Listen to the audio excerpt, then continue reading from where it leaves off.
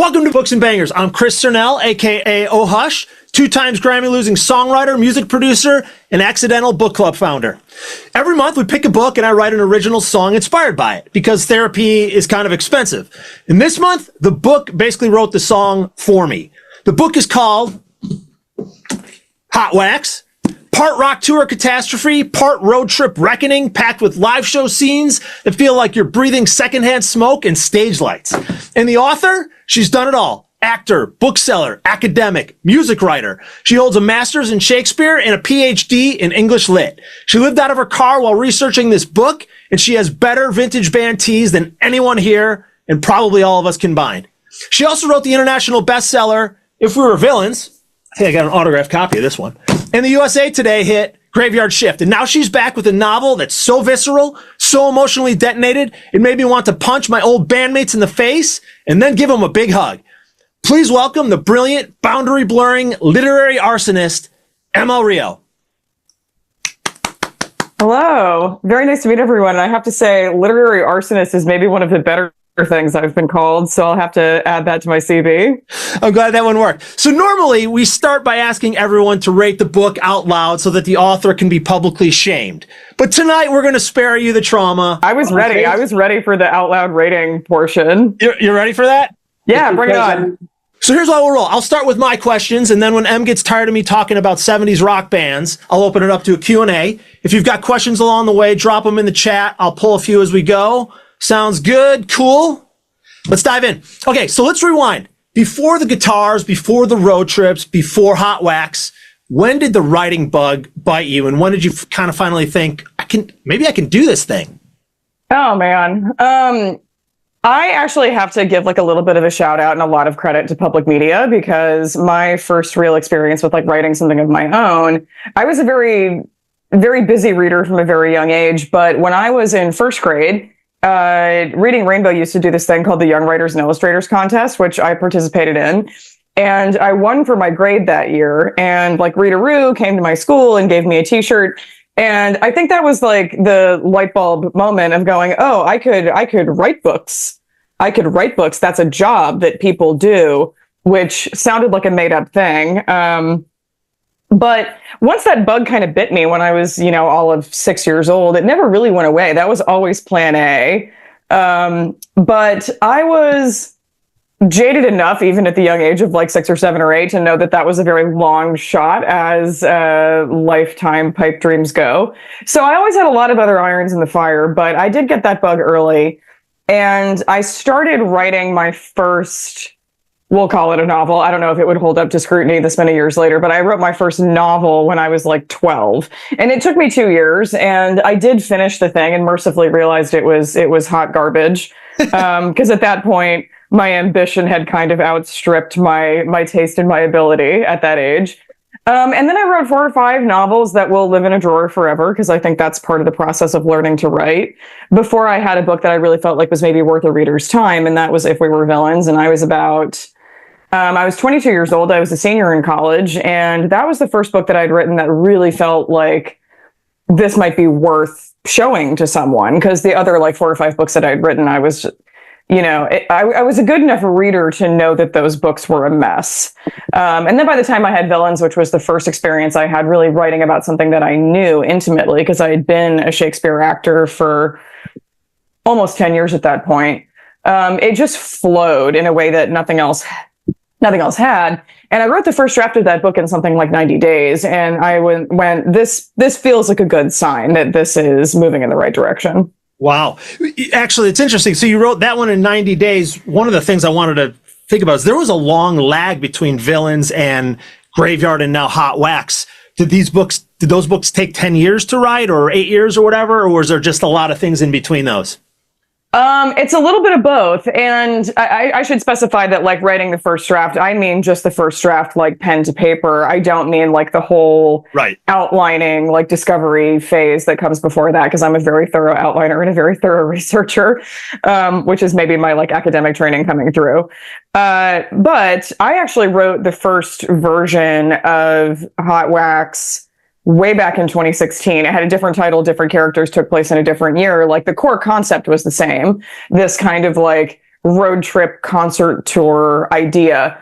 But publishing is a difficult business. And my first novel, even though it felt like it was readable to me, and an agent and an editor agreed, when it came out, due to like a snarl of unfortunate circumstances that actually had very little to do with me, it just didn't get a lot of support from the publisher when it came out. So nobody bought it, nobody read it. It fell off a cliff, and my own publisher did not want to hear from me again. And so I had this book, Hot Wax, that they didn't want to buy, and neither did anybody else, because one of the sort of dirty secrets of publishing is most books fail, and most people who write a novel never write another one, because if the sales numbers for your first book aren't good, and it's really hard to do well with a debut, if your sales numbers for your debut aren't good, it's very difficult to get published again, kind of regardless of how good the material is. Right.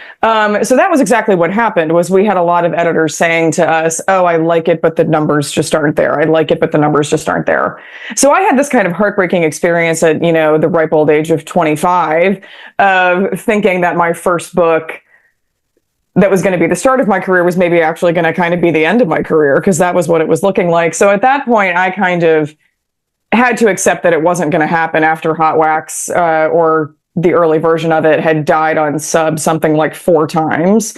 And I'd also struck out with a couple of other novels that I'd written that nobody wanted because my sales track just wasn't good.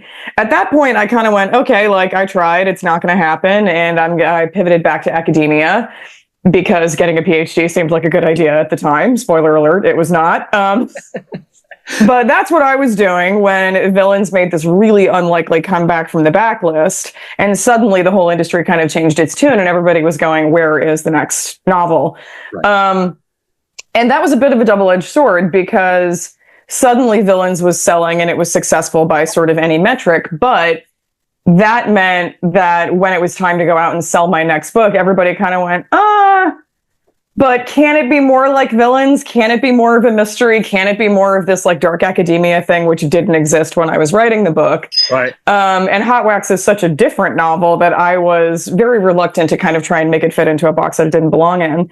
So I had sort of the same experience. If we sent, after I did that whole thing where I lived out of my car for almost 2 years, like rewriting the book from the top down in like summer through fall of 2023 is about when I was doing that.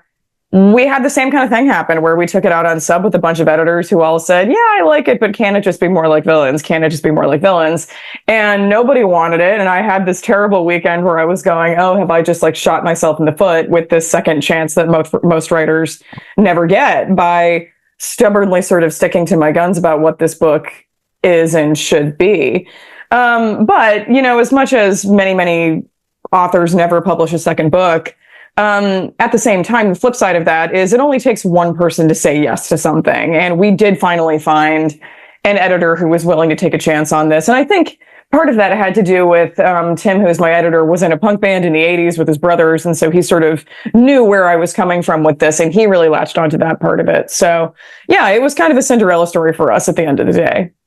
That's a really interesting thing in the music business. It's kind of the same thing. Like, if you get a record deal and you fail, you're done. Like, you have to either have to have a new band or change your name, and it has to be something you have to completely flip, which is incredibly unfair to artists, because we reinvent ourselves all the time. And on top of that, like, here, you put it out in 2016.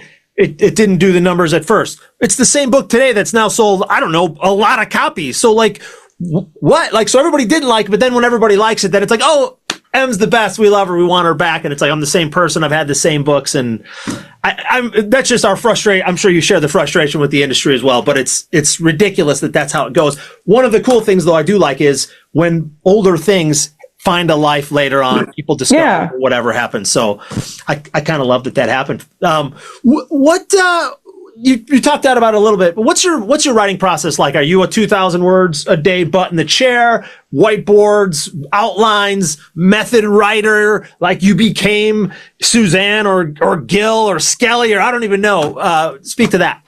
Well, I'm very much a method writer in that I need to like get as close to the thing as possible if I feel like I'm going to do it justice. And a lot of that starts from just like, I don't write novels about stuff that I'm not deeply nerdily interested in, because one of my favorite things about fiction writing, especially now in the kind of absence of academia in my life, is that it's an excuse to just go really deep on something I care about and learn everything there is to be learned about it in however much time I have to work on that book.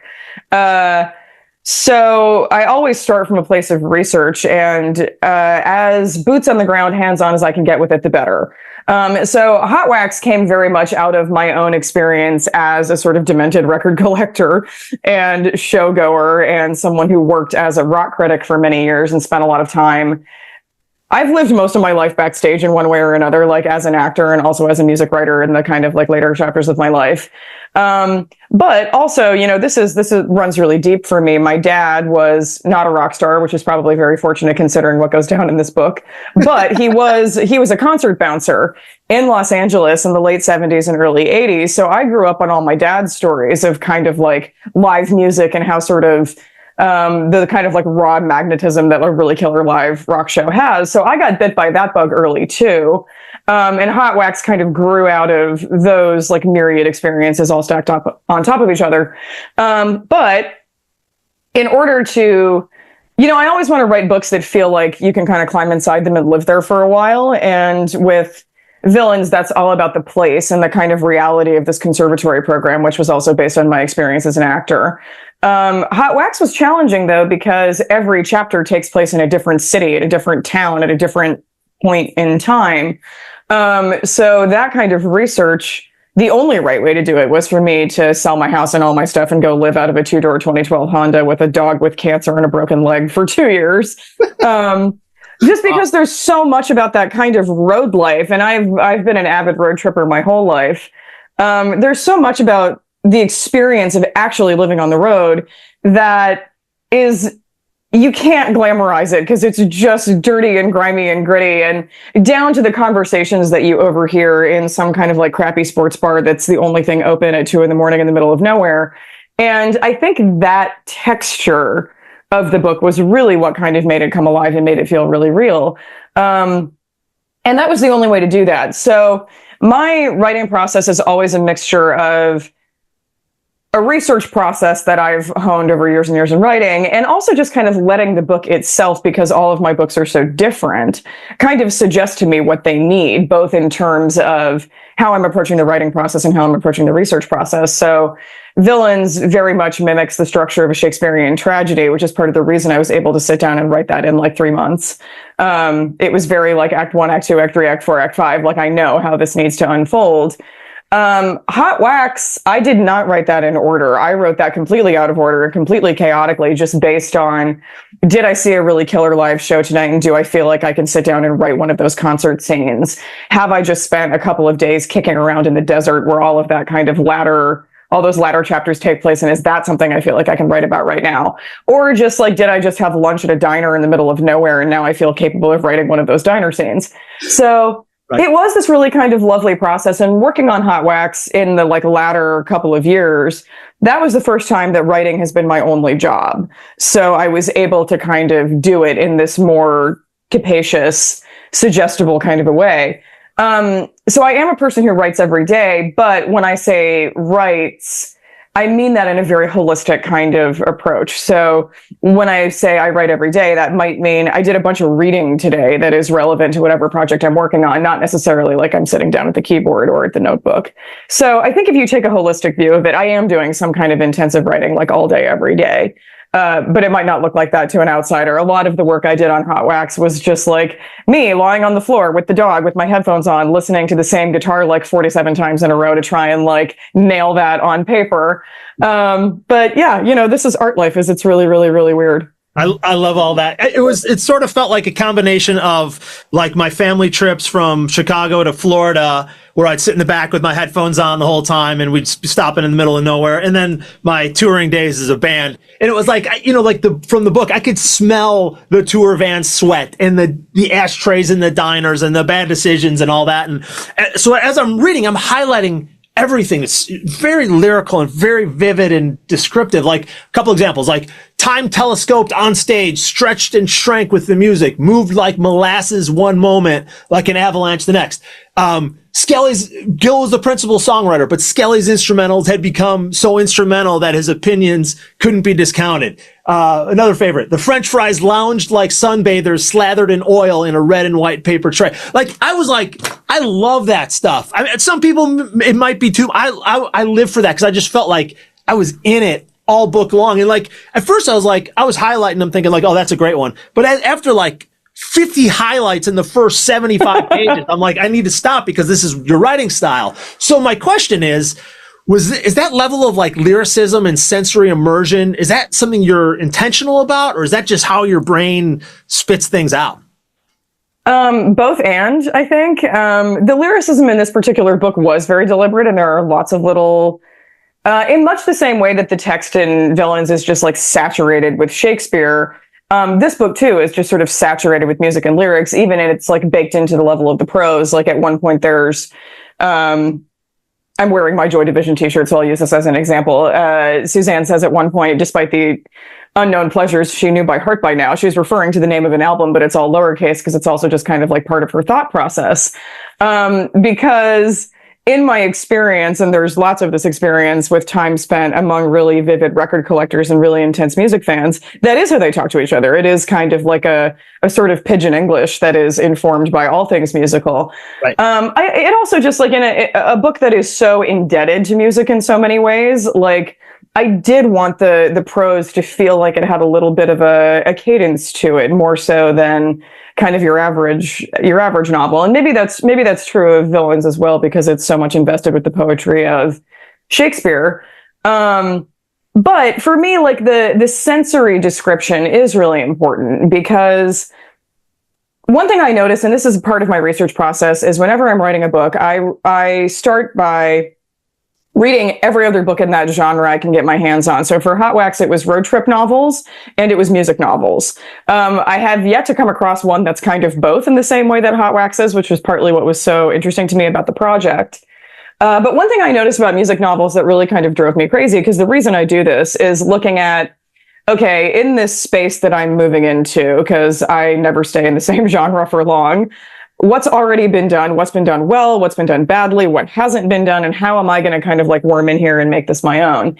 And one thing I noticed that I found endlessly frustrating about music novels is many of them kind of resist putting it on stage. They resist writing live concert scenes.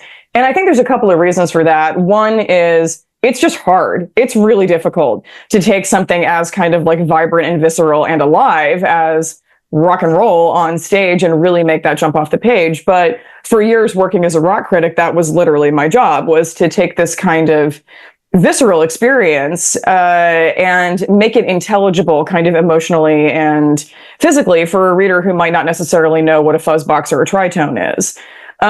So I really love that challenge. I find that a really delicious kind of synesthetic challenge of describing something that you can't actually hear in prose so that the reader can hear it. So that kind of infected the entire book because, and you'll know this as someone who's played live music, like a good rock show is not just about the sound. It's about the spectacle. It's about the style. It's about the costumes. It's about the lights. It's about the smoke machine. It's about the smell of cigarettes and hairspray and beer and all that stuff that's been spilled on the floor for 50 years. It's about the feeling of like 50 sweaty people jumping around you in a mosh pit. And this comes very much from my kind of like performance studies scholar hat that I wear. But that was something I really wanted to make a feature of the book, was these live concert scenes. And throughout, just wanting the reader to feel like they're really there in the shit with the characters, all five senses. So even though my writing experience for this book was so kind of dislocated in time and space, where I started every day was going, okay, what scene am I working on in this place, in this room, in this van, whatever it is? What does it look like? What does it sound like? But also, what does it smell like? What does it taste like? What does it feel like? Getting all of those feelings in there and then kind of threading that through the prose as much as possible. You nailed it, because the concert scenes were the best that I've ever read on paper. I've read a fair amount of music novels, but like the hangar scene with the subsequent craziness that happens with all that, the toaster scene. Like I remember I was reading it and I was before bed. I turned to my wife. I'm like, my heart is beating. Like it was crazy. Like for whatever you did, I just got lost in it and it pulled me so into it. And I was like, I was trying to see if, obviously I've been there, so it kind of like, I was able to probably pull from memories a little bit of crazy shows that I've either been in the crowd of or been, leading from the stage, like the Mayhem. It's great when it's on the stage, but in the crowd, it's a little scary too. But you nailed that. So amazing job on that. Oh, thank you. Well, and this is maybe a fun fact. That airplane hangar scene, that's actually loosely based on something that actually happened to me when I was about 14 at a show that I was at. And obviously it's kind of exaggerated and mythologized for the sake of the novel. It's also loosely based on a show that my dad bounced once that was in a converted Safeway grocery store in like maybe 1982, went horribly off the rails. Similarly, I was at a show, and the crazy thing now is I don't even remember who was playing. That has been lost to the sands of time. I was probably about 14 and like definitely not old enough to be at this show. I was up in the mezzanine in one of these like scuzzy little punk clubs. And this building had never been up to fire code. I think it was like a black box theater that had been converted into a concert space. And at some point, maybe it was the headliner came on, I don't remember what, the whole crowd in the mezzanine just kind of surged forward. And this building was so old that the railing we were all leaning on just broke and we all fell into general admission. And it was maybe like 10 or 12 feet, like it wasn't that far of a fall. But everyone in general admission just assumed that a fight was starting and started kind of throwing fists and elbows indiscriminately. They hauled everybody outside, like people got handcuffed and arrested and taken away. And I remember very distinctly by the time they were done with all this, the headliners who had made their way out into the parking lot to kind of watch all this unfold, they were like, well, we haven't played our gig yet, so it's 2 a.m, but if y'all want to come back in, those of you who haven't been arrested, we'll just carry on. I mean, right. I've seen crazier things. I remember playing a small show one time and we had a hostile crowd and it was like, I see like my bass player, like giving some dude the finger. I'm like, okay, this is going to go bad. Let's like cut this settle. Yeah. I mean, that's on a smaller scale, but right. You start adding thousands of people falling out of the balcony onto the main floor and it can get kind of ugly. So anyway, let's talk Gil and the Kills. So Gil and the Kills is the main fictional band in the story. They're a rock band. It's 1989, which puts them square in like the hair metal era, but they're not a hair metal band. No. So what do you hear them sounding like? Who would they tour with? And where did the name come from? And also the peach logo. I gotta know that. Was there Oh yeah. Go ahead. Well, I had such fun kind of crafting the mythology for this band because that's kind of what's hard about writing a fake rock band is the mythology is partly what's fun about it and what makes it sort of persuasive and convincing that this is kind of larger than life and you can kind of buy into it. And that was something that my editor kind of was like, I actually want more of this, which I had been sort of holding myself back because I was getting all this feedback about like, it's not literary enough because the subject is lowbrow. I have thoughts about that we don't need to get into, but anyway. And so I had kind of like held myself back from going too deep on the lore of the band. And Tim, God bless him, was like, no, I want more of that. I want it to be bigger and deeper and weirder and like, go for it. So crucially, one of the biggest changes this book went through since 2016 was it became about a very different kind of band. Originally, it was about a band that had like already made it big and it was about their kind of like subsequent fall from grace. And the longer I worked on it, the less interested I was in that narrative, because I think that we've all heard that story 1,000 times. And I had also grown up a lot in the kind of time between writing the original version of the book and rewriting it in 2023. And I had spent a lot of years working with working musicians and working as an artist myself and finding it so much more compelling to write a story about a band that was so good and could have been so big and never actually makes it. They just don't get there. And all of the reasons for why that is. Because there really is nothing more compelling than watching someone who is truly willing to burn it all down for their art and then that not panning out, even though they've burned it all down for their art. Because that story's been, that story is where the real crux of, I think, being an artist is, right. Is how much do you burn down before you walk away. And the kind of band that they are is part of that. They're not a Guns N' Roses. I think Skelly would probably kind of like them to be a Guns N' Roses, and that's where some of the conflict comes from. Right. But the musical cues that I was taking for Gil and the Kills, there are some big name influences in there. Like David Bowie was a huge one, thinking about Gil because he's such a chameleon, in that he's playing a different character on every album that he does. Prince, similarly, big influence because there's something in Prince for everyone in that band. Like, you could make a supergroup that's just 5 of Prince playing every instrument and then also doing the vocals.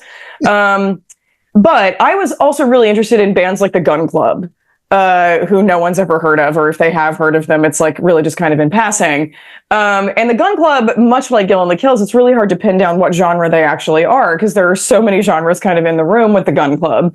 You've got cowpunk and vaudeville and rockabilly. You've got West Texas country. You've got this kind of like Chicano rock influence coming from Kid Congo Powers.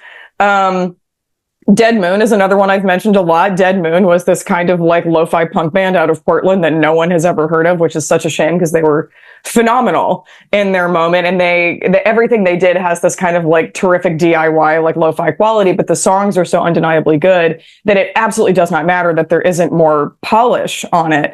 I just saw somebody mention the Pixies. Yep, definitely some Pixies in there. I actually went to go see the Pixies with my publicist at the Fillmore in Philadelphia, which was great fun. What else? There were so many. Like I had 7 or 8 playlists for this book because each member of the various bands had their own playlist, because a band is necessarily the sum of its parts, and everybody's going to bring their own musical influences into the room. Fugazi gets a mention in the book, and that's largely because they were such a killer live band. Like Gil and the Kills are not a hardcore band, but they put on the same kind of like raw live show that is just impossible to look away from. Iggy and the Stooges were another major influence for that reason. I actually listen to Tina Turner a lot just because she is sort of the front woman. Right. And I think Gil probably would have learned a lot from Tina Turner. So yeah, it was a massive kind of range of influences. And somebody made me do the math, and you could play the master playlist for 97 straight days without ever repeating a song. So yikes. I had very deep. I had them in my head because I kept thinking, I'm like, I'm going to write a song for this too. But I was like, I had like Bowie meets GNR sort like, again, Bowie, like you said, Gil was Bowie, but I felt like Skelly was a rocker, and he had a flying V, and then he had the SG, and it was like, I think he wants it to be a heavier band, and Gil wants to, like, Gil's thinking about radio and all that. And that's maybe where part of their conflict came in a little bit. Yeah, I mean, Suzanne has this great evaluation of it when she's like in her 20s, and she has kind of like 10 years of hindsight to look back on it and say, Gil wanted to be David Bowie and Skelly wanted to be Jimmy Page. It was just too much weird ego to share one stage. Yes, right. I absolutely highlighted that line. There's an amazing scene in the book where Suzanne, I think she either wrecks her friend's car or something. So she's alive. Her parents are okay with that. But when she gets home, her mom has thrown her entire record collection on the lawn, broke a bunch of records in half. They're melting. This hit me really hard because my mom, who's, I believe, here today, used to blame a lot of my teenage hijinks and attitude on me wearing black concert t-shirts. She was convinced that if I stopped wearing Motley Crue and Van Halen shirts, that I'd somehow become a well-adjusted person. And, anyway, did you have a version of that scene growing up? Was that a thing for you or no? Oh yeah, everything you just said, I think my mom still thinks that, and I think that so does mine. She has probably still not forgiven my father for the outsized influence that he had on my kind of like musical taste as a young person. I wish that she would, because it's like this insane idea that I would never have discovered music on my own without that influence. But yeah, I mean, I spent 10 malformative years in Catholic school, which was a tough place to be like an angry little queer crust punk at age like 12. Like, I did not fit in super well there, as you can probably imagine. Right. And my partner, who's a traveling musician, which makes him sound like he's doing some kind of vaudeville, but no, he's in a rock and roll band, often says that it's a bit like a kind of permanent adolescence to be in a rock band and have that be the thing that you do for a living.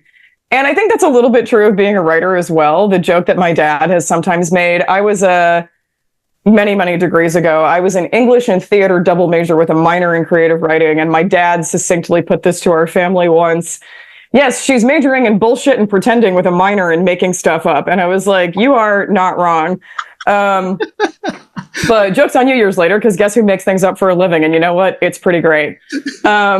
Yeah, there definitely is. And this is also partly why the book takes place in 1989, is there is this sort of like specter of the Satanic Panic and the idea that all of this music was sort of corrupting, which, you know, given how many casualties there are from the rock scene, I think that's certainly true. But I think the same thing could be said of any scene or industry that involved a lot of giving mostly young men whose brains mostly have not finished developing sort of unlimited access to money, drugs, and girls. Like, yeah, of course that's going to have some casualties. Like, obviously, I think we're seeing that now with the young Republican Party. Like, you could point to anything in our history that has those features in common, and like, yeah, there are going to be some casualties. But I think that's also partly why we're so interested in rock and roll, is there is this kind of mythology of Robert Johnson met the devil at the crossroads, and this idea that you have to sell a piece of your soul in order to make it in a business that is so ferociously competitive. So there is that element of black magic to it, and I think without that whiff of danger, it wouldn't be nearly as effective as it is as a form of art. I love that. I love that. There's a couple of great lines in there. I gotta, somebody said there, Chris is probably writing this down for a song title. That's some good stuff. So right. So my favorite bands as a kid, you know, Van Halen, Soundgarden, Butch Walker, The Cars, Beastie Boys' License to Ill was my first cassette, which was like, you highlighted it 2 or 3 times in the book. So I'm like, you know, I can't not love this book. I mean, it was instant. You had me instantly on that. But my point, you can learn a lot about a person from what they listen to, right? And Rob, who's one of the, Suzanne's husband, his favorite band is the Dave Matthews Band. And there's an amazing exchange between him and Suzanne where he doesn't understand why him liking Dave Matthews matters. And she's like, it's everything. And so here's the deal. For my whole life, a couple people who are here, my friends of mine that have known me forever, one of my deal breakers in life for my whole life has always been if somebody's favorite band is the Dave Matthews Band, I'm not going to be close friends with them. So like as soon I'm reading that and I'm like, you wrote this for me. There were several scenes like that. Can you speak to that a little bit? Or I don't know if you were specifically trying to roast Dave Matthews Band fans, but it hit for me. You know, the funny thing is, it's so interesting to me, the people who pull out that particular moment is, it's a very good litmus test of like, how much of a music nerd are you?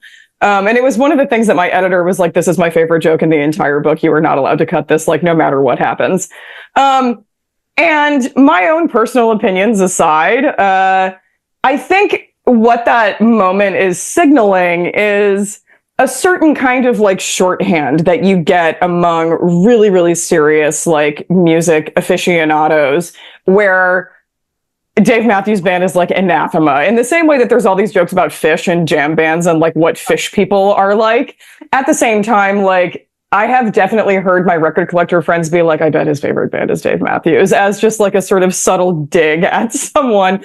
This shorthand to signal you're not one of the cognoscenti. Like, you have not fully joined the cult.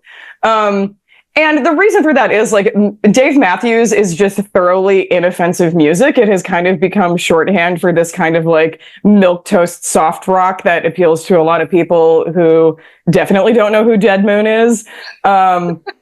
Not that it's exactly a value judgment. It just has become sort of a placeholder for people who don't listen to music seriously, which is exactly what Suzanne means when she says that to Rob, which is, Rob, your favorite band is Dave Matthews, and you have no idea why that's a problem. And that is exactly why our relationship is not working at this juncture.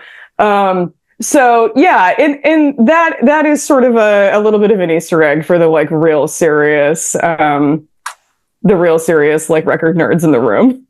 That one was amazing, and I was so excited. I'm like, I can't wait to bring this up to you. You know, like you talk about it. Like, also Rob calls Suzanne's studio, which is, I'm in my studio, you're in your studio. She calls it an office, or he calls it her office, and he's very like, why does she call it a studio? Like, it's the same kind of idea, which I love. It's a little bit elitist, it's a little bit snobby, but it's like, if you're a music nerd like us, or a artist creative nerd, that stuff hits, and it's funny. Like, if anybody calls this an office, I'm like, get out of here. I don't even, like, yeah, no, leave. Well, and that's part of why Rob is there. That's part of why Rob is there. I mean, he's there for a lot of reasons, but one of his functions, and this was somebody in one of my early events on this tour referred to Rob as a normie from hell. And I was like, I wish I had thought of that, because that's an incredible description. Yes. Part of the reason he's there is to remind the reader who, because you as the reader are experiencing the story mostly through Suzanne's viewpoint, you are in the thick of it with the band. That is what you're doing for like 90% of the book.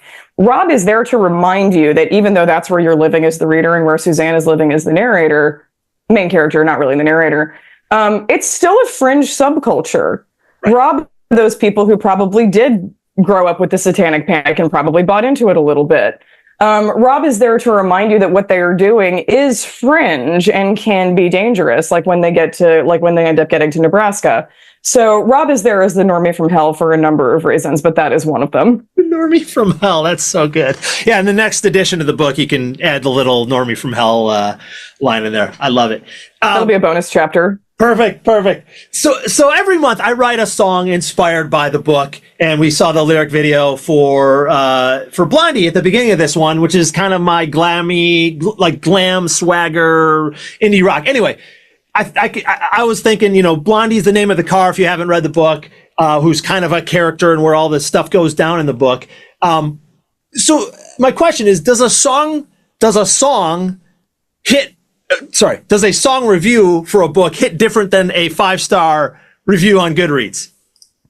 Oh, for sure. I will admit that I'm a little bit of a masochist, and I read all of my reviews, even the bad ones, because I was an actor for the most awkward years of my life, and as a result, I have a very thick skin. 1-star reviews do not scare me. Right.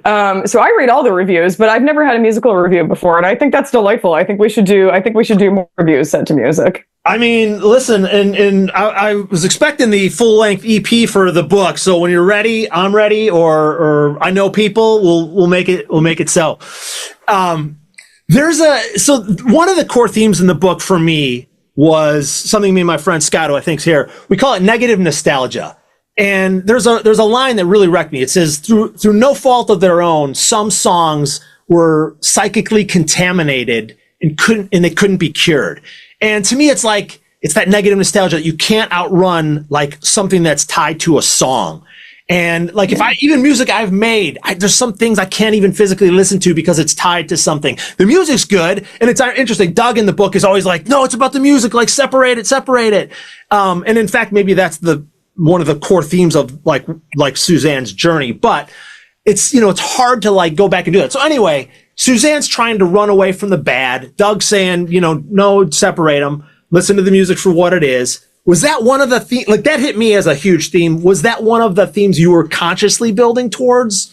Or definitely. Okay, yeah, because I think negative nostalgia, there's a couple of different versions of that. Like, there's nothing more tragic than a song you love being ruined by a bad experience, because music and smell, I think, are the two things that are like the most emotionally evocative in the world, at least for me, which is part of the reason this is such a gross book and there is so much investment in what things smell like, even when they don't smell great. Because, there's that, for me, a smell can transport me instantly back to like the 4th day of 1st grade with such weird specificity that I'm like, wow, and suddenly I'm in my 6-year-old body and Rita Roo is here.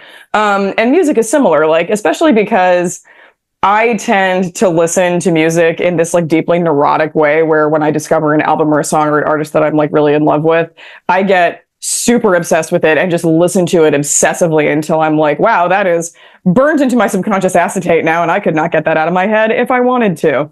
And when you're doing that in a state of emotional distress or even physical distress, like times that I've been really ill, records that were my comfort records, I have a hard time listening to them later.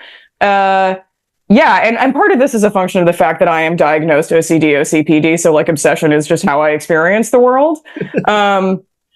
But that can backfire badly. Sometimes it can be really comforting of listening to an album that I love, and I can immediately transport myself back to my favorite park bench when I lived in London and used to sit there and listen to those tunes. But the flip side of it is if it's connected to something that was really traumatic, it can be hard to kind of go back there. And that also has something to do with, it has something to do with all the larger themes of the book, because the book is very invested in the idea of trauma. And that is partly because I'm a species of trauma researcher. That's one of the academic hats that I wear, as I do a lot of trauma studies. And this is a book that's all about memory and about the kind of trouble of memory and making sense of terrible things that happened. And I'll try not to bore you with it, but part of the reason the book is set up to mimic a vinyl record with the A side and the B side and these two timelines is because it's about exactly that. It's about the mechanism of trauma, which is essentially that you witness or experience something so disturbing that your brain can't comprehend it in the moment that it's happening. So you're forced to revisit it again and again and again and again until hopefully someday you arrive at some kind of assimilation of that. You can smooth that experience into your daily life. Hopefully. That doesn't happen for a lot of people with really intense PTSD. And so that's very much something that Suzanne is experiencing, is she's kind of in her 40s revisiting all the stuff that happened when she was 10 because she's kind of retracing those steps. But that's also something that the physical object of a record does. You put a needle in a groove and it goes around and around and around and around, making smaller and smaller concentric circles until you finally arrive at a point. And that's exactly how traumatic memory functions. So tying that to a sort of physical object that is also all about music, which is so emotionally evocative for anyone, but especially for Suzanne, that was very much on my mind as I was kind of shaping the narrative. And the other part of that, this kind of negative nostalgia, is that a lot of the behavior that went on in the 70s and the 80s with the kind of old guard of rock and roll, you would be instantly canceled in the year of our Lord 2025. And that was something that I was kind of intimately aware of growing up as a young person, because Led Zeppelin was one of my gateway drugs. I got into being a leadhead at a very young age, and all of their ilk, and I was reading obsessively biographies of all of the people involved in all of these bands, old, coverage and watching documentaries and that kind of thing. So I was sort of intimately aware growing up of the fact that a lot of my artistic heroes would have seen me as prey. I was a 14-year-old girl. That's a tough thing to have to kind of reckon with as a young person, that the art that feels like it is constitutive of your personality was also made by some people who were probably kind of terrible people. And what on earth do you do with that knowledge? There is a kind of loss of innocence there, even just being aware of these things. So my entire life and my entire body of work as a rock writer is kind of this constant negotiation with this question of, am I glorifying someone who is actually kind of a terrible person? And how do I make peace with that? How do I make peace with loving art that's made by terrible people, which I think or people who have done terrible things, whether or not we want to have a referendum on, their final moral worth. That's a tough thing that I don't have a perfect answer for. And it's a thing that I think all of us as people who consume art are kind of, hopefully, grappling with every day. How do you get to a place where you feel comfortable about that? Or can you get to a place where you feel comfortable about that? Should you even try to get to a place where you feel comfortable about that?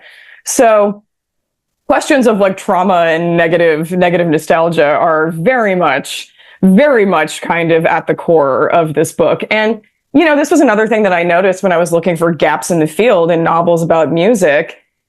There are very few of them that are about women, because the rock scene is still very hostile to female intrusion. And that's something I deal with as a journalist all the time. But even more so in the 70s or the 80s. So yeah, definitely. That's that kind of negative nostalgia very much motivates the book. But me going, why are there no books in this vein about women? That's a very simple question, actually. Why is there no Almost Famous about a girl? Well, we all know how that would end, and it wouldn't be good. So that was something that I had to kind of choose whether to ignore or choose whether to center in the writing of this book. And since music novels, especially about rock and roll, typically are not written by women, I was like, okay, this feels like a place where I can maybe add something valuable here.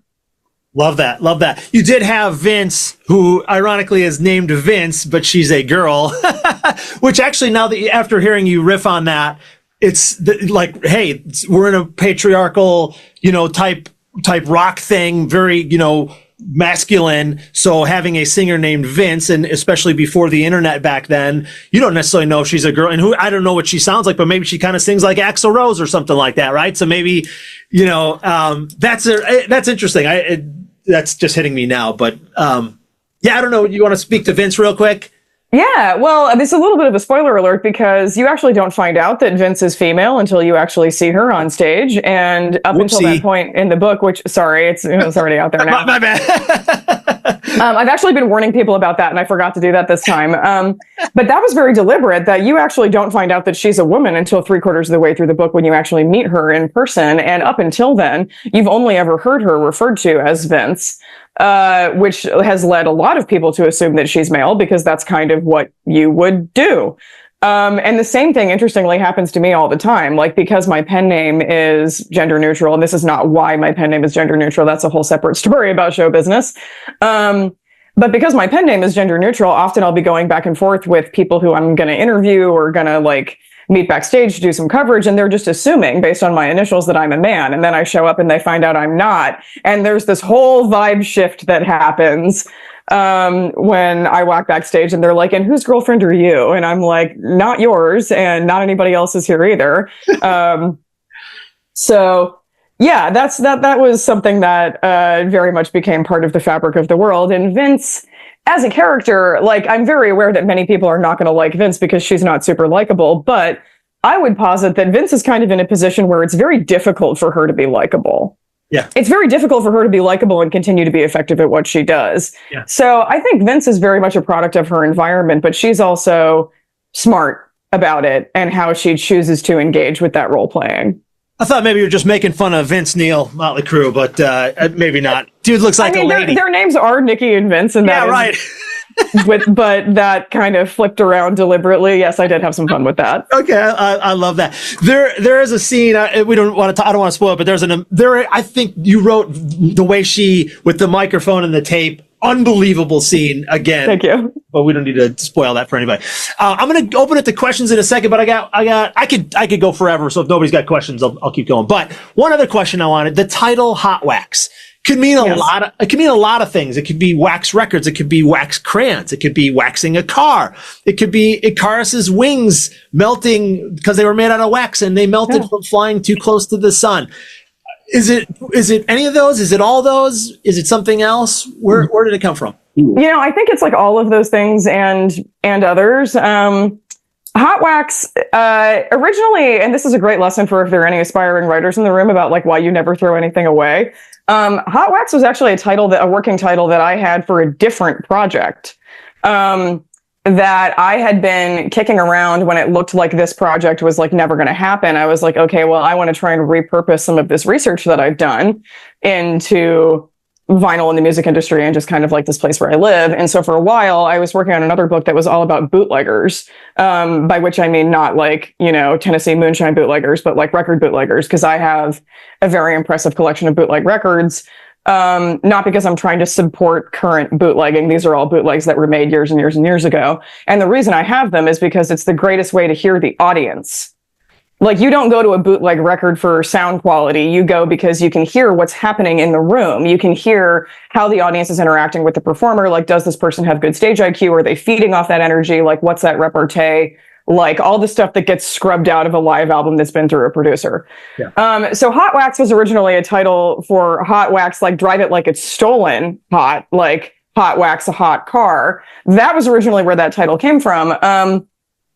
And then when my fortunes kind of changed with Villains and we ended up circling back to the first version of the Road Trip Concert Tour book, I spent a very weird afternoon walking around Tombstone, like the ghost town Tombstone, which is now basically an amusement park, talking to my agent on the phone about we were like ready to go on submission, but we did not have a good title for this thing.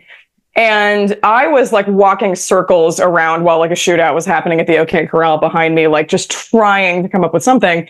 And finally, I just like dug way deep back into the recesses of my brain and went, oh, what about Hot Wax? And my agent went, no, that's it right there. Stop. That's it right there. Because it had all of these resonances with the book, with the crayons, with the car, because like you wax a car, wax itself. And like there was actually this moment of like the wax records actually melting, which was actually another scene that I stole from another book that I had worked on that never saw the light of day. And the other thing that I liked about it and that was the one thing that everybody liked. Everybody liked the title. Even editors who didn't like the book liked the title, which is very, very backwards. Editors are actually quite famous for hating the titles that authors pick. I have a perfect batting average with that, which is like maybe the humble brag that I will take to my grave. But everyone liked Hot Wax.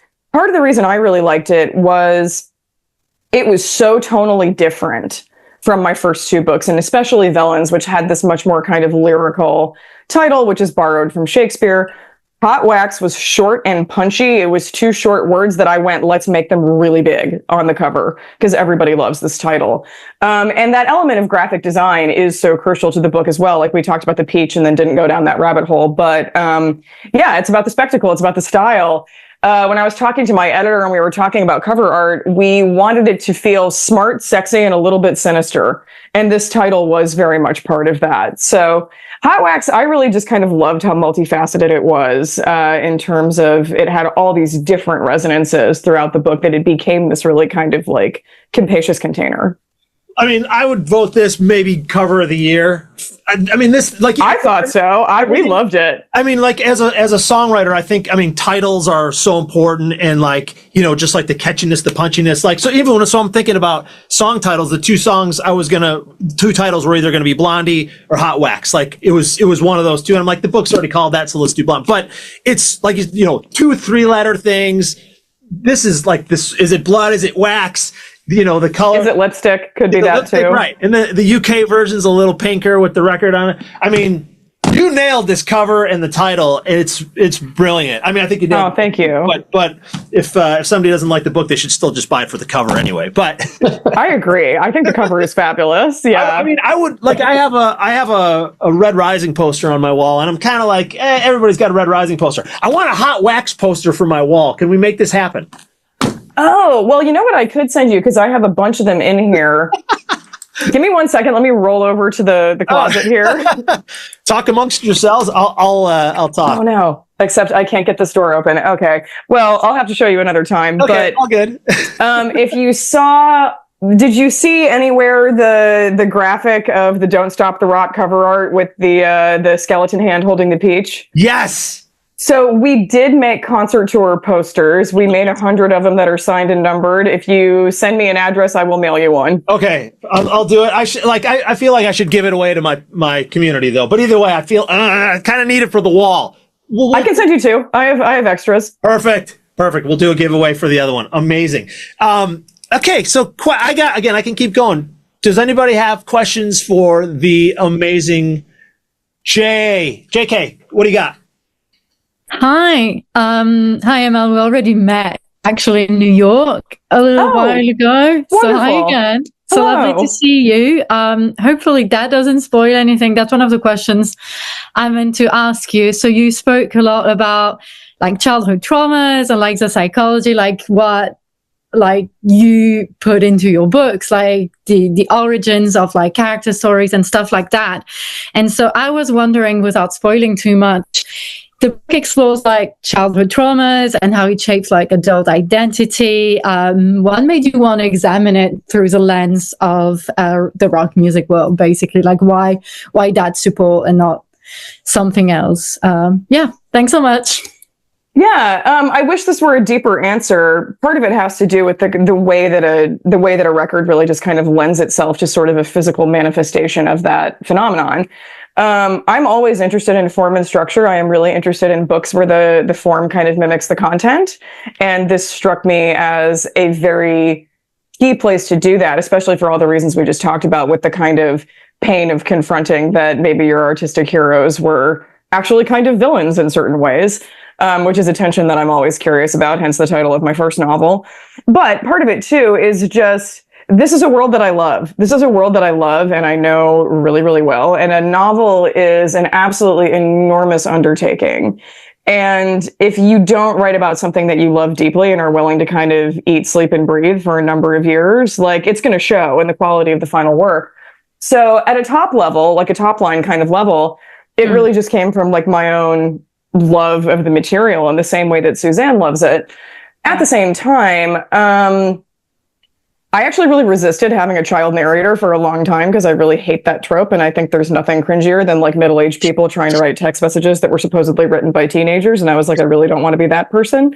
But there is a time of your life, I think, when you're that age where you can just fall ass over tea kettle in love with something without all those kinds of complicated feelings. Like when you're a child, art can feel like a religious experience when it's your first exposure to it, especially if it's something as kind of visceral and thrilling as rock and roll. And I wanted to kind of get at the purity of the thing at the core. And that's kind of where Doug comes in, saying that part stays gold. That part stays gold, even after you've lost your innocence, even after you've seen how terrible all the people in this business can be. Like, the purity of the music itself is something that, like, I maintain a kind of childlike love and wonder at that sort of thing. Like, I will still get worked up over, like, seeing a favorite band that I've never gotten to see for the first time. Like, I will get teary about that kind of thing. And I'm not a crier. I don't cry in movies. I don't cry at books. I don't cry at funerals, but I will cry going to see a band that I've been chasing for 20 years that I've never actually gotten to see live. So I think there is something about that kind of, like, pure wonder of a child's perspective that was sort of essential to this particular narrative. And her ability as a child to kind of put this band and her father specifically up on a pedestal where she is totally buying into the mythology helps the reader do that too. She's seeing it from a place of, like, she's still wearing these kind of rose-tinted glasses. And I think the reader needs to do that a little bit as well for the kind of crack up of the band to be affecting in the way that it is. So it was a big complicated swirl of reasons, but the more pressure I put on that theme, the more it sort of, like, rose to the surface, actually. That's so cool. Thank you so much. It feels like that anyway, reading it. Thank you. I appreciate it. Yeah, absolutely. Thank you. Love it. Vicky, what do you got? So first I wanted to say that your descriptions are so great. Like, I mean, it didn't, like, I have not been at backstage at a band and I could, like, feel that. I was doing the same thing, like, edge of my seat, that, and, like, inside the lifeboat, like when they're describing, you know, being squished in the sweat and the, like, you can just picture it. So that was wonderful. Well, thank you. My question was, so when you're writing lyrics for Gil and the Kills, what do they sound like in your head? Like, because we're reading them and, you know, I'm making my own tune in my head, but. Yeah, that's a great question. The lyric writing process for this book was really interesting. And it was actually the thing that I was kind of most daunted by, because I am a terrible poet. All of my attempts to write poetry have been deeply embarrassing for all involved. But the music industry is so stingy about letting you reprint lyrics that you have to, if you're going to write a book about a fictional rock band or two, eventually you're going to have to write the songs. And the way I approached that was very not sexy and very not rock and roll. It was actually a lot of research. And I started from a place of what kind of a song is this? So I did exactly kind of what you're doing as the reader, which is thinking about, okay, what kind of a song is this? And also what genre is it? So, like, is this pop? Is it hip hop? Is it R&B? Is it country? Is it swing? And then thinking about, is it a power ballad? Is it a 2-minute pop single? Because an 8-minute power ballad is going to have a really different structure than a 2-minute pop single. So once I had sort of decided, like, what kind of a song I was writing, I would put a bunch of similar real songs in a playlist and then just kind of listen to them obsessively and actually diagram the structure of it. Like, how is the structure of the lyrics working with the structure of the music? And then doing that kind of ad nauseum until I felt like, okay, I feel like I can do a version of this on my own now. And then the second part of the research is, I'm writing the songs, but I'm writing the songs either as Gil or as Vince, two very different people. So it's, what kind of a song is this and what are some songs that sound like it? And then also thinking about, what are this person's lyrical influences? What are their musical influences? Like, who are Gil's poetic influences? What themes are going to leap into his brain when he's writing this kind of a song, and kind of going from there?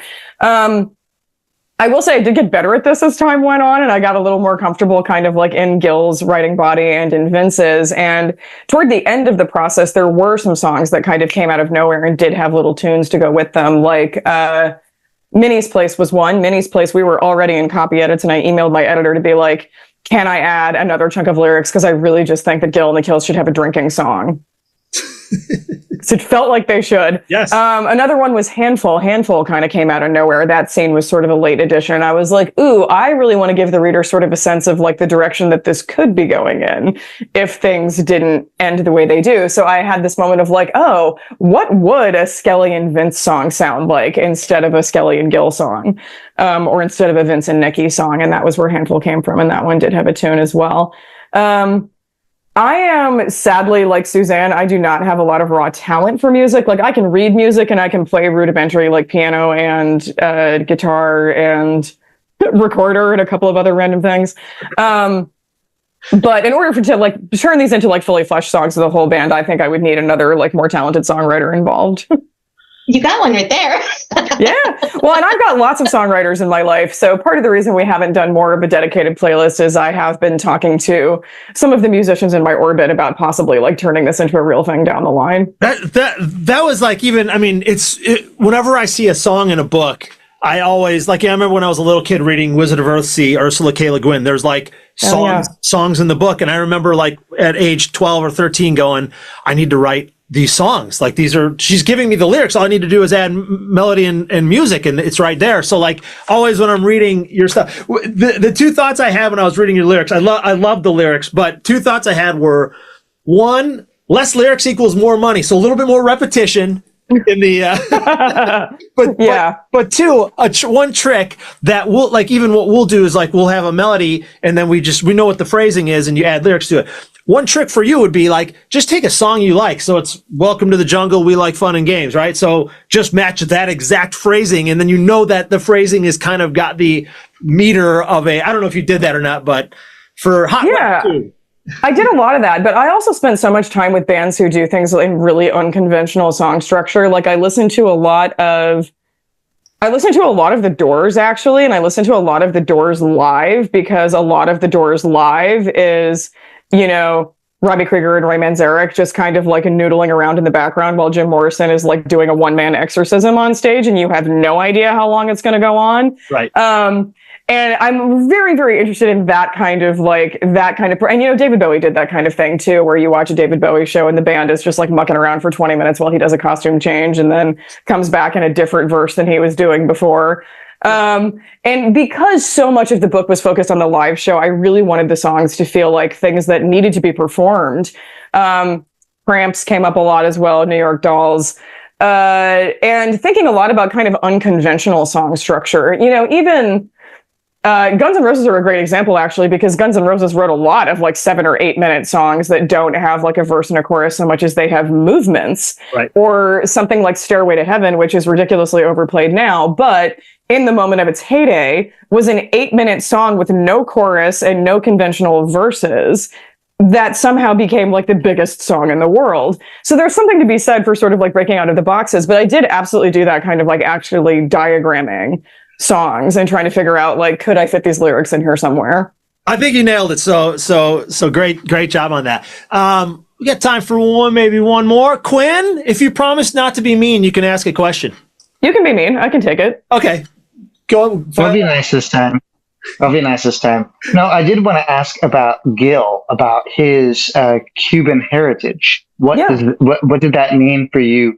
Was it just because that was something based on Miami culturally, or was there a deeper reason for that? No, there were a bunch of reasons for that. I mean, part of it is I sort of, and this is a question that I get relatively frequently, but the interesting thing is nobody ever asks me why white characters are white. I get a lot of questions about why people of color are people of color, like they need some sort of a justification for that, which I don't think they do. A lot of my writing with this book was actually, so one very difficult thing I had to do was the first version of this book that I wrote in 2016. A lot of stuff hadn't happened yet in 2016. And when I was rewriting this book, the B-side timeline all takes place in 2018. And the fact of the matter is a road trip across Donald Trump's America is very, very different, especially for a group of largely minority people, which is part of the reason what happens in Nebraska happens. So as I was rewriting this book, one thing that was very, very important to me was representing a road trip across America that felt realistic in that it is populated by people from all kinds of national, ethnic, linguistic backgrounds and religious backgrounds and political backgrounds, because that is the truth of the United States. It is an incredibly diverse country. And so that was important to me to represent. This book is also very much about kind of like the failure of the American dream and how that ideal doesn't really hold water for a lot of people, and particularly people who are of any kind of minority extraction. But as for Gil personally and his Cuban heritage, I don't think he needs a reason to be Cuban, but that wasn't something I did just randomly for kind of like a kind of tokenism. That was very deliberate and something that I did a lot of really careful research on. My life started in Miami. I was born and raised in Miami, and so a lot of the kind of texture of Miami that you get in the book is based on my own kind of like first years of life there and like the neighbors that we lived with and the friends that we had. But it also comes from a place of Gil has all of these things working against him in the industry that, like, no matter how talented he is, no matter what a killer frontman he is, there's a lot of things that he's kind of constantly getting told, this is not going to happen for you because you're too old. You don't have enough money. You aren't the right kind of handsome. There are all these kinds of racialized microaggressions that exist throughout the text that are really just kind of shining a light on how much more difficult this is for him to kind of try and make it big in an industry that is constantly telling him this is not a place for you.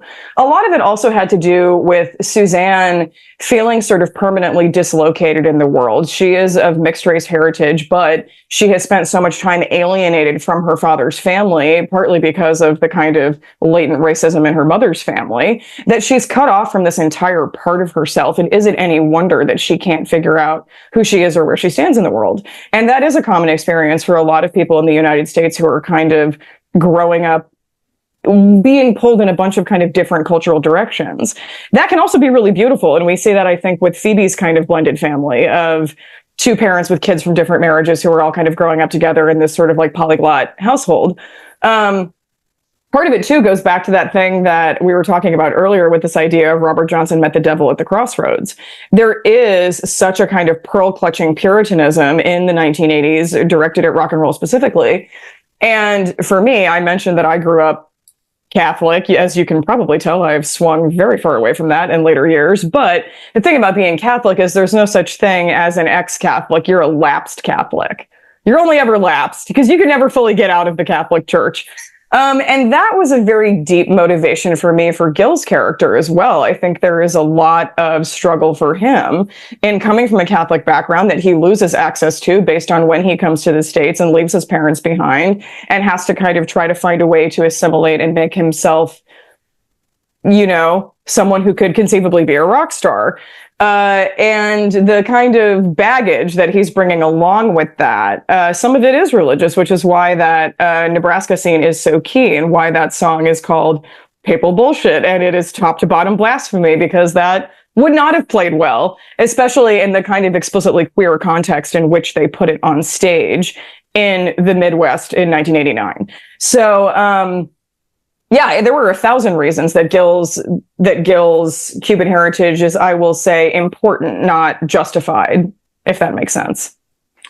Love that. Yeah, I thought it was interesting because I'm from Oklahoma, but I come from Puerto Rican descent, so I kind of saw kinship in Gil.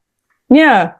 Yeah, I think it was important to me that this was not a book that felt like it was kind of only representing majority viewpoints in a sphere that can be, you know, so much that way. Like it or not, rock and roll tends to be overpopulated by white men. Tram, you had a great question. You want to ask it? Tram, do you want me to ask it? I can ask it. She doesn't want to come in. Tram, she asked it in the chat. Okay, go ahead, Tram. Go for it. Oh, okay, yeah. I was just hi, I really enjoyed the book. Thank you for being on and thank you for hosting, Chris. My question was, what made you choose photography specifically for Suzanne's artistic medium? And then how does because we haven't really talked about photography at all, and I thought that was really interesting because she's always behind the camera versus her dad, who's, on stage and doing his thing. So, and then how does her emotional state directly influence how she frames the world through the lens? Yeah, that's a great question. This is a book about stuff. It is a book about all things analog because I am just like an analog girl at heart. I grew up before the internet when not everything was a digital subscription service. And it's always been really important to me to have a physical tactile relationship with my media because I think it makes for a much deeper and more intentional relationship with your art. I think part of the reason I am such a music fanatic is that was tactile for me from a young age. I was a kid who made mixtapes on cassettes just off the radio. I listened to the radio a lot. there is nothing as kind of like sensorily, that's not a word, but you know what I mean, sensually rewarding as like vinyl, the experience of vinyl, and like hearing that crackle and using that static brush. Like it's a whole body kind of thing.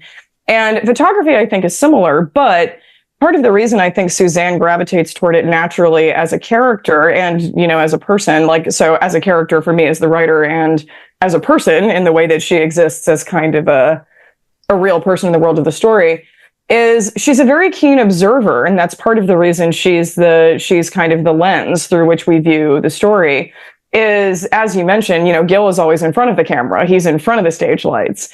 And he is so much larger than life that you need someone who is a little bit removed to have kind of the objective vantage point of someone who is thinking about the act of memorializing him on stage or off stage and everyone else in that milieu. So Suzanne becoming a photographer, I think, is just sort of a natural extension of her being the only child in a room full of adults, where she's not really an active participant because she's not old enough to have agency in that environment, or not old enough to have the same kind of agency in that environment. She's watching and she's learning. And it makes a lot of sense that she gravitates toward this form of storytelling that is very, very visual. Because I think when you're a kid, that's just kind of the easiest way to come at it. And, you know, Suzanne comes from a household where her access to books might not be super ready. So, it just felt very, very natural for that to be the kind of analog media that she gravitates towards, because that's also how she experiences her musical heroes from a distance, is she sees them in magazines. She sees them on the back of vinyl sleeves. Like, that's how she gets kind of acquainted with the gods of her world, whether it's the band that she actually spends time with, or it's a band that she's never seen in the flesh. And you know, in many ways, up until the age that she's 10, she may have seen more photos of her father than she's actually spent time around him physically. So I think that photographs become very talismanic for her as a young person. And interestingly, that was a learning experience for me, because I'm not a very gifted photographer. It's a thing that I've like tried to get into over the years. And I think it was partly because I was always working with digital cameras that just seemed way too complicated. And then my cousin, a bunch of years ago, she is a serious photographer and has a collection of Polaroids, gave me this vintage Polaroid camera and was like, I think you could have some fun with this. And I really fell in love with Polaroids as a format, because I was a kid that grew up with disposable cameras where you like never knew what a photo was going to look like until you went and got it developed at CVS, and like how like the waiting for that and then getting your film back and like half of them were garbage was like such a thrilling experience. Right. So I really fell in love with Polaroids just as like a way of capturing things and the kind of unofficialness of Polaroids. What I always tell people when I'm taking Polaroids is like, don't overthink it, because it's going to be flatteringly blurry no matter what. So yeah, that was like me and Suzanne in lockstep, sort of just falling in love with that as an art form and as a medium. I love that. That's great. Well, you know, when at my wedding, we did Polaroids. We had Polaroid cameras on everybody's table. It wasn't that long ago. Like, digital cameras existed. Is that what they did? I can't remember. Did they do that at that wedding? So I'm reading that and I'm like, wait, this is what that's crazy. So anyway, and it was one of the highlights of the wedding, just like the crazy pictures that people took. And, you know, nowadays, like, people take them on their phone and tag you and blah, blah, blah. But the Polaroids and having the physical, like you said, the flatteringly blurry pictures is awesome. So yes, and I take that Polaroid everywhere now. And I actually went on eBay and bought a dead stock model of the camera that Suzanne uses in the book, because I was like, I need to get comfy with using this actual physical camera. I'm also never going to have such a good tax deductible excuse to buy myself a vintage Polaroid. So I did that, and it became like, I have two of them now, and I take them everywhere. Like, anytime I go on a trip, I go to the trouble of taking the Polaroid with me and doing the like separate screening at the airport, just because I never forget where I've taken a Polaroid. My iPhone, I don't have an iPhone. My phone photos are just like, you know, there's hundreds and thousands of them, but there's no memory attached because it's so automatic. But Polaroids, it's kind of like hearing your favorite song for the first time. Or a favorite song for the first time. It's like, I remember exactly where I was when I took that photo. If I'm in the photo, I probably remember who took it, which is so much more fun than just like having to sort back through your Google Photos to be like, where was that taken and what? Right. And you've got there's usually the little white space at the bottom. If you want to break out the Sharpie, you can write the little caption or whatever. Yeah. I the thing I've done to kind of capture that is I take them on my phone, but then I have like a little digital printer and then I put it in my journal and stuff. But I don't know. I may go back to the Polaroid. I think we have a couple old ones laying around. So I'm loving that idea. You know what I miss? I miss physical ticket stubs. Right. I have a drawer full of ticket stubs. I used to use them as bookmarks. I miss them so much. Yes, I'm using a bookmark because I went to a show on Broadway recently and I was like, this looks so much cooler. Yes. I so miss them. I actually we made too much merch for this book and we had to just stop at a certain point, but I so badly wanted to make bookmarks that were like Gil and the Kills ticket stubs, and maybe we'll still do that someday. But yeah, I just we're so much in this era of everything becoming digital and intangible, and I just hate it. Yes. I just hate it so much. No, I mean, right. You probably have more than me, but I have probably like 250 records upstairs. My buddy's got 1,000. You probably have hundreds as well. And I have 1,500 records in a storage unit in New Jersey and about 600 in my living room. Right, exactly. It's a problem. Yeah, no, absolutely. But there's something about the magic of an analog book, and I actually read on Kindle generally just because my eyes are terrible. But I have to touch it. I want to have the shelf trophy. Record. There's nothing better than listening to vinyl. Whatever it is, the magic. It might be a placebo, but it's still there's something magical. It's not though. I'm going to keep this rant short, but I'll do it quickly because I feel like it's important. So here's the thing. I'm not just I am secretly a 75-year-old man. I love Shakespeare and dad rock and old Humphrey Bogart movies. But also, when I say switch to analog media, it's not just because it's better for artists and it's better for the industry and it's better for your own mental health, because there's no way that some random exec at Spotify is going to have a fight with somebody at Warner Brothers and yank your favorite album off the platform. You own that. You have it forever. But it's also better quality sound. Yeah. Not if you buy a $50 Crosley, don't buy a Crosley, but if you have a good system that's been set up the right way with real wires, not Bluetooth, it actually is better sound quality, because the smaller you have to make it, the more sonic detail you have to lose. The MP3 was the result of a team of German scientists going, how much sonic detail can we lose that the average listener with the average headphones isn't going to notice? So if you've been listening to digital or streamed music your whole life, you're getting a diluted version without even knowing it. And the first thing you lose is the sound stage, which is, if it's, a original vinyl mastered right on a good system, if you listen to it with good headphones or with setup good, you should be able to close your eyes and see where all of the instruments are in the space. And if a good producer has gotten into it, you will be able to feel those instruments moving around the space. So when audiophiles rhapsodize about how vinyl sounds better, it's because it actually does. There's science behind it. It's the difference between fresh squeezed orange juice and orange juice from concentrate. Right. Yes. No. Vinyl nerds like us. I love it. That's a great rant. I'll have to make a video about that one. That's my TED Talk. That's someday if I ever do a TED Talk, it'll just be that. It'll just be me yelling about legacy media. I love it. You want to do a quick lightning round before we wrap up here? Sure. Let's do it. Okay. Best front man or front woman of all time? It's got to be Iggy Pop, right? The godfather of punk. He's the front man. Okay. Best guitarist of all time? Oh, that's hard. Top you know three. What? Oh, top three. Well, you have to put Jimmy Page in there. I feel if you don't, you're just kind of doing it wrong. Maybe Link Ray. Do we want to be weird with it? I don't even know who that. I'm a guitar head. Well, who's that? Oh, you got to look up Link Ray. Link Ray is great. Les Paul. You got to put Les Paul in there, don't you? I mean, you probably do. I would my Eddie Van Halen would be. He's the reason I have a taped up red Fender that I just added a bunch of Frankenstein tape to. So me, it's Eddie Van Halen. Page is amazing.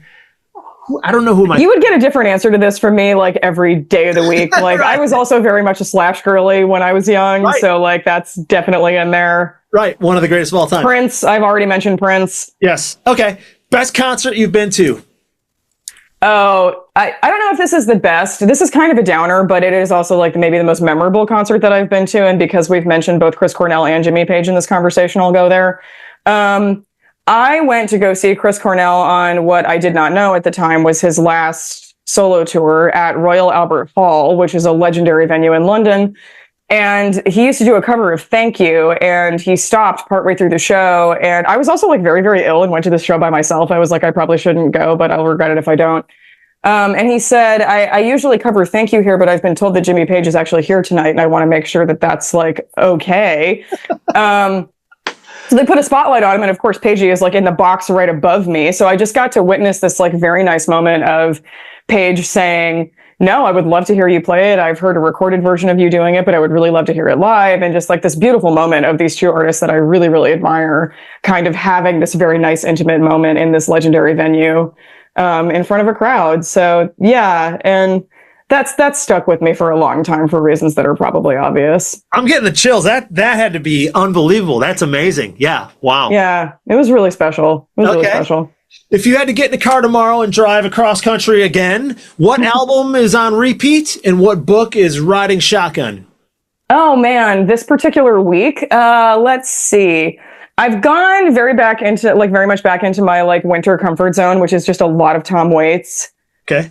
I love Tom Waits. This particular week, it would probably be Heart Attack and Vine. I always come back to that one because it is a favorite. Okay. And what book am I taking with me? I'm in the middle of reading a book called Nightmare Alley, but I'm going to finish that in the next like day or two. So I'll probably pick, sticking with winter comfort zones, I mentioned Humphrey Bogart as well. I tend to read and watch a lot of noir in the winter. Yeah. I reread Red Harvest last year, which is one of my favorites, but I'm going to read Glass Key this year for my like yearly Hammett pilgrimage, I suppose. Got it. Okay. What's a band or artist you can't stand that everyone else seems to love besides Dave Matthews? And besides Coldplay, because I feel like that's obvious. I mean, Ed Sheeran, you could add a bunch of those. Yeah, right. I mean, I'm such a curmudgeon that I listen to very little that's current. I will admit it. I don't get the Taylor Swift thing. I don't get the Taylor Swift thing. I've never understood it. She's genius at marketing herself. I find her music thoroughly forgettable. Even if there are 38 versions of the vinyl for some godforsaken reason. This is the highlight of the video right here. I can't wait we're going to go viral with this. No. Is me getting canceled for saying that I don't understand Taylor Swift? Oh, good. My wife and kids are Swifties. By the way, my buddy Scott, me and him played in bands back in the day. I think he's on here. He has a theory that he does not listen to any music, with a few exceptions, that have come out in the last 20. So 2000 is the cutoff. So anything after 2000, I think he wouldn't necessarily say this, but I think it's technology and marketing and social media have kind of ruined everything about music. So he only listens to pre-2000, and he'll grandfather in like, Soundgarden if they put out an album in 2008, right? Where you can grandfather them in. Would you agree with that? I would say I would agree with that as far as major labels are concerned. Okay. If you can find the weird stuff, like small, like indie labels, like people who have their own labels, like people who are still on Bandcamp, right? The people who are still on Bandcamp and not Spotify, that's where the good stuff is happening.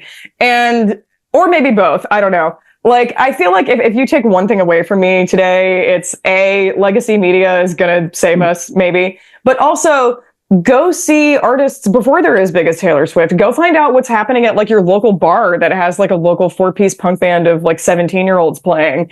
Cause it might be awful, but it also might be great. And you might be the first person to like get in on the ground floor. That was how like Bob Christgau saw the Beastie Boys for the first time. They were a bunch of teenagers from Brooklyn that nobody had heard of. And like somebody's got to be the first one to hear the next big thing. So yeah, I don't know. Get out there, but go see the small stuff. Right. I mean, like even when I started out with my band, like we played, small shows, and there was like 20 kids that would come out, and it was like a thing. Like we did pretty well, but it was like as we got bigger, it was like, wait, they had all this cred with their friends because they were into this thing that was happening before it was happening. Before it was cool. Yeah. Right. So, right. I love that. Now, now you put stuff on Instagram, and, I don't even know, like we used to flyer shows like 5 nights a week and be out there handing out stuff. Anyway, we don't need to get too into that. Finish this sentence. I know I've had a good day writing when I don't want to stop. Yeah. No sleep, right? Just keep going. I love it. Listen, I literally wrote the book on insomnia. So yes, that has happened frequently. Graveyard Shift is all about my inability to sleep properly. And a lot of it is because my brain just like doesn't shut off. And part of that is OCD, but part of that is also like I'm a creative person, and that's like where the best ideas come from, is the middle of the night and my inability to sleep. Right. All right. So last question. What's the one thing you hope sticks with readers after they close Hot Wax? The music, baby. That part stays gold. You know, like I made up Gil the Kills and I made up Babblemouth, but they're all drawn from a kind of a pastiche of real artists. And there is real music inked onto every single page of the book. You know, you get Joy Division and Captain Beefheart and literally everything. It's all in there. So I really hope that people will get curious about it and go like look up some of this music if it's new to you and fall in love with something old but new. Love it. Thank you so much for your time. Thanks for being here. If you haven't read this or own it, I've got like 7 buy it, read it, steal your friend's copy, follow ML on Instagram. It's Sure as Mel. It took me a long time to figure out I was like Suri as Mel. Yeah, that was a handle that I picked like years and years and years ago when I was nobody, and I just never changed it because I thought I would make things difficult for everyone who works with me in marketing. Sure as Mel. No, now I get it. Now I'm like, oh, Sure as Mel. I get it. It's super. So follow her, and thanks for hanging out with us, Em. Thanks for hanging out with everybody else. Go blast some glam rock like it's 1989, and yeah, thank you so much. Thank you so much for having me. I hope you guys have a great evening.